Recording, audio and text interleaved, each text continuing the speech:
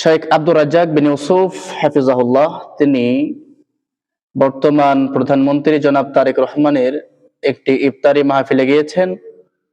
সেখানে যাওয়ার পরে সেখানকার প্রধানমন্ত্রী সেখানে উপস্থিত হওয়ার পরেও শেখ আব্দুর রাজ্জাক বিন ইউসুফ তার নিজের জায়গা থেকে কেন উঠেননি, উঠে কেন দাঁড়াননি, কেন সম্মান প্রদর্শন করেননি, এই বিষয়ে অসংখ্য ব্যক্তির মাথা ব্যথা শুরু হয়ে গিয়েছে।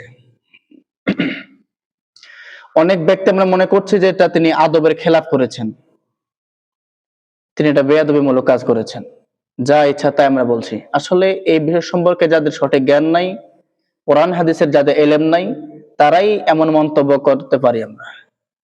যাদের মধ্যে নিম্ন কোরআন হাদিসের জ্ঞান রয়েছে, তারা যদি আমরা একটু কোরআন রিসার্চ করতাম, হাদিস যদি একটু যাচাই বাছাই করতাম, তাহলে তিনি কেন উঠে দাঁড়াননি, আসলে কি তিনি অসম্মান প্রদর্শন করেছেন নাকি তাকে জাহান্নাম থেকে বাঁচিয়েছেন, এটা আমরা জানতে পারতাম। আমি যেটি তেলাওয়াত করেছি, আল্লাহ সুবহানাহু ওয়া তাআলা আল্লাহর নবীর ব্যাপারে, তার চরিত্রের ব্যাপারে আল্লাহ সুবহানাহু ওয়া তাআলা বলছেন যে ওয়া ইন্নাকা লাআলা খুলুকিন আযীম, হে নবী আপনি সর্বোচ্চ পবিত্র চরিত্রের অধিকারী। আল্লাহ রাসূল সাল্লাল্লাহু আলাইহি ওয়াসাল্লামকে সর্বোচ্চ পবিত্র চরিত্রের অধিকারী বলে ঘোষণা দিয়েছেন স্বয়ং আল্লাহ সুবহানাহু ওয়া তাআলা। এবং পৃথিবীতে তার চাইতে আদবওয়ালা ব্যক্তি, আখলাকওয়ালা ব্যক্তি আর দ্বিতীয় কোন নজির, কোন নমুনা নাই। বরং যত রকম আদব, আখলাক, নিয়ম নীতি, কালচার, চরিত্রের শিক্ষা আল্লাহর নবীর কাছ থেকে এসেছে।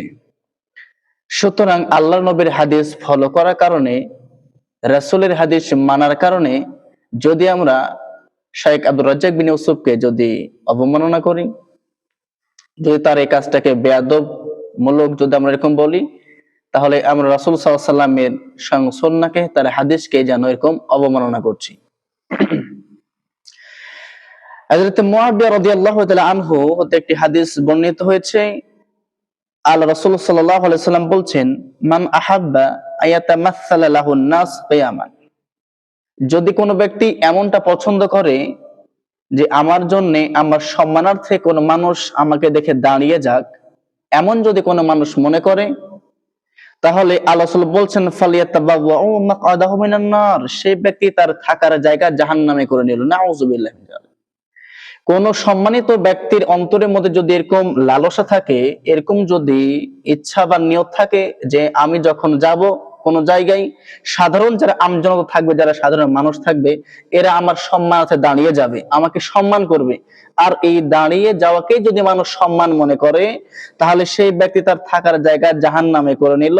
এটা আব্দুর রাজ্জাক বিন ইউসুফ হাফিজাহুল্লাহর কথা নয়, বরং স্বয়ং রাসূল সাল্লাল্লাহু আলাইহি ওয়াসাল্লামের কথা। তাহলে এটা থেকে পরিষ্কার বোঝা যাচ্ছে যে আব্দুর রাজ্জাক বিন ইউসুফ হাফিজাহুল্লাহ জনাব তারেক রহমানের উপস্থিতির পরেও তিনি দাঁড়িয়ে যাননি। এর একটাই কারণ যে তিনি জনাব তারেক রহমানকে জাহান্নামী ব্যক্তি বানাতে চাননি। এবার রাসূল সাল্লাল্লাহু আলাইহি ওয়াসাল্লাম সর্বোচ্চ সম্মানিত ব্যক্তি ছিলেন পৃথিবীর মধ্যে, সবচাইতে সম্মানিত ব্যক্তি। এবং সাহাবা রাদিয়াল্লাহু তাআলা আনহা বা আনহু, তারা সকল সাহাবী আল্লাহর নবীকে দেখার জন্য লালায়িত ছিলেন। আল্লাহর নবীর ওজুর পানি নিয়ে তারা কাড়াকাড়ি করতেন। এরপরেও আল্লাহর নবী যখন উপস্থিত হতেন, তখন তারা তাকে দেখে দাঁড়িয়ে যেতেন না। তাহলে পৃথিবীর মধ্যে সবচাইতে সম্মানিত ব্যক্তি আল্লাহর নবী, সাহাবাগণ সবচাইতে সম্মানিত, যাদেরকে গালি দেওয়া হারাম, কুফরি, এই সাহাবীরা রাসূল সাল্লাল্লাহু আলাইহি ওয়াসাল্লামের উপস্থিতিতেও তারা দাঁড়াতেন না। তাহলে এটা কি তারা বেয়াদবি করতেন? যদি জনাব তারেক রহমানের উপস্থিতিতে দাঁড়ানোটা বেয়াদবি হয়, তাহলে সাহাবারাও বেয়াদবি করেছেন, এটা আপনাদের ভাষা। কারণ তারা পৃথিবীর সবচেয়ে সম্মানিত ব্যক্তি রাসূল সাল্লাল্লাহু আলাইহি ওয়াসাল্লামের উপস্থিতিতে তারা দাঁড়িয়ে যাননি। তারা কেন দাঁড়াননি, আল্লাহ রাসূল সাল্লাল্লাহু আলাইহি ওয়াসাল্লাম বলছেন, এই হাদিসটি হযরত আনাস রাদিয়াল্লাহু তাআলা আনহু হতে বর্ণিত হয়েছে, মাকানা ফিদ দুনিয়া শাখসুন আহাব্বু ইলাইহি রুয়ায়াতাম রাসূলুল্লাহ, দুনিয়াতে সাহাবীদের নিকট সবচাইতে ভালোবাসার পাত্র আল্লাহর রাসূলের চাইতে আর কেউ ছিলেন না। বলা হচ্ছে আল্লাহ রাসূলের চাইতে সাহাবাদের কাছে ভালোবাসার পাত্র, পছন্দের পাত্র আর কেউ ছিলেন না। সবচাইতে তারা নিজের জীবন দিয়ে আল্লাহর নবীকে ভালোবাসতেন। এরপর বলছে ওয়াকানু ইদা রাউহু লাম ইয়াকুম লাহু, এবং যখন তারা তাকে দেখতেন, অর্থাৎ আল্লাহর নবীকে দেখতেন, তখন তারা তার সম্মানার্থে দাঁড়িয়ে যেতেন না, দাঁড়াতেন না। কেন এই কাজ কেন করতেন?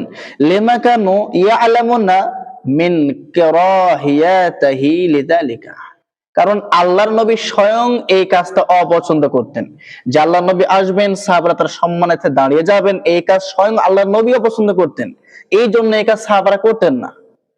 তাহলে আল্লাহর নবী যে কাজে অপছন্দ করেন, এই কাজ যদি আমরা দুনিয়াতে করি কাউকে সম্মান দেওয়ার জন্য, তাহলে আপনি যেন বোঝাতে চাচ্ছেন যে সেই ব্যক্তি আল্লাহর নবীর চাইতে সম্মানিত ব্যক্তি, নাউযুবিল্লাহি মিন যালিক।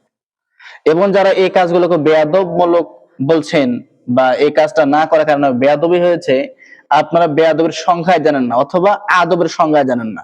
আমি যে হাদিসটা বললাম সেটা হচ্ছে বুখারী আদাবুল মুফরাদ হাদিস নম্বর 946, তিরমিজি দ্বিতীয় খণ্ড হাদিস নম্বর 125, এটা হচ্ছে আহমদের 3 নম্বর খণ্ড 132 নম্বর হাদিস।